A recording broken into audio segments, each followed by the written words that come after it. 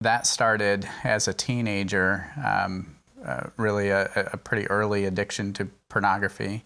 Fantasy and masturbation became a part of my life, a place that I could always go. I explored alcohol and partying with friends, and yet when all of that came out and I needed to be the good boy and stand up and be responsible, I could always go back to my fantasy as a place to really medicate my wounds, if you will. Through high school and college, my acting out became acting in, and I performed less outside and felt more distant from God inside because I was two different people. I was actually a graduating college senior and then becoming a husband, which I had hoped would take care of my issue with my sexual addiction. And I was 22 when we got married, and we were married for about 3 years before we found out we were pregnant with our first child. And then, it seemed like those first 3 years were really great.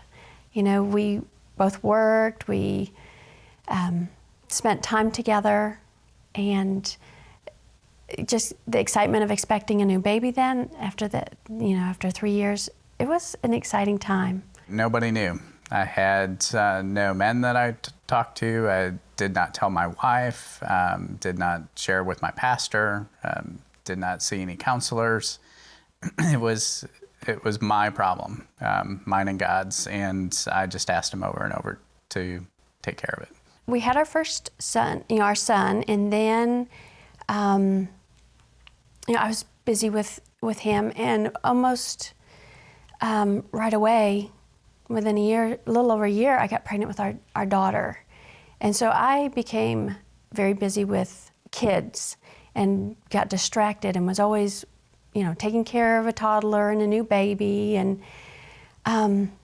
at that point, we started to drift apart, but that, about 7 years into our marriage, turned into, it moved from just a inner struggle to an emotional relationship with a woman I worked with, and that then turned into a physical affair with a woman I worked with. It was still a private thing. In the heat of that affair, for the first time in my life, I really did consider suicide. I did not like the two different people that I had become. I started to sense a distance, but never really paid much attention to it. I almost lived in denial that there could be something wrong. He was working, he was doing his job, he was providing for us, and I needed to let that be what he did. And I then turned and started focusing back on the kids and stayed busy with them. Shortly after that, I discovered him on the internet for the first time looking at pornography. And we talked about it, and he committed to, meeting with a friend, talking, getting some accountability. And so I'm like, okay. And I trusted that because I didn't know anything. I was naive to all of it. And then a few months later, actually quite a few months later, I caught him again on the internet. And at that point, it was time to either get help or he had to leave because I didn't like how it felt. We went to see one of our pastors, our counseling pastor at the church. He asked if I wanted to be free, and I absolutely did, yet I did not want to tell all my secrets. I wanted to be free, but I don't want you to know all this. And he started in with a line of questions asking me to tell the truth, and I did, yet I was conniving and dancing and, certainly not being forthright with what my past had looked like. I did not share with our pastor that I had had an affair. And for me, the difference, even though I knew that my behavior was atrocious and that she certainly could choose to lead me from that because she didn't know about the physical affair. That day, when our pastor started asking questions, really started going after Bob, finding out what was going on, my whole world fell apart. I learned things about my husband I never knew. I realized I actually never knew this man I had married. He was somebody completely different than I had ever known, and I had known him for so many years. Fortunately, God had more, and he was not going to let go. And in his relentless pursuit of me and pursuit of my heart, the truth of the physical affair came out. And that betrayal, actually, that it was the same day, it was that night that I shared that with her. We described it as the Twin Towers. That second one was burning. I could see it. I knew it was going to fall just like the first one fell. And at that time, we were devastated. Our marriage, in my mind, was over.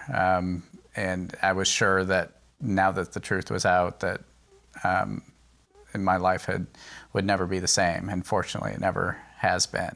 And then, after we left the pastor's office, I sensed again in my gut that gut came back and said, something's still not right, something's missing. And through that afternoon, I started pursuing Bob and saying, what's missing? You danced around something. I don't know it all. My gut says there is something more. And it was later that afternoon that he shared his affair. And that was the last blow. And I was really unable to function for a few days. I barely got out of bed, and I just tried to do the best I could with my kids. We tried 12-step programs. We did those together. We did workshops. We did, each of us did our own workshop, and then we did a workshop together. We just started down the road of this journey, and it became very clear that this is a journey. It's not an event, that our lives are different, and we will always be in recovery, and it's a journey, and we need to just keep doing the next thing that comes before us.